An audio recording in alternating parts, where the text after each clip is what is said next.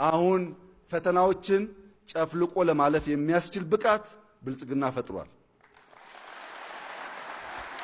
ከፊታችን ምንም አይነት ፈተና የለም ልላችሁ አልችልም። ከቀኝ ከግራ በርካታ ፈተናዎች ይደቀኑብናል። እንደ ትናንትናው ጨክነን አሸንፈን ለኢትዮጵያ ብልጽግና መሰረት እንጥላለን። የጀመርነውን እንጨርሳለን። የኢትዮጵያን አንድነት፣ የኢትዮጵያን ልማት እናረጋግጣለን። ከዚያ ውጭ ያሉ ሐሳቦች በሰላማዊ መንገድ እንዲከወኑ ብልጽግና እንደ ፓርቲ የሚቻለውን ሁሉ ያደርጋል።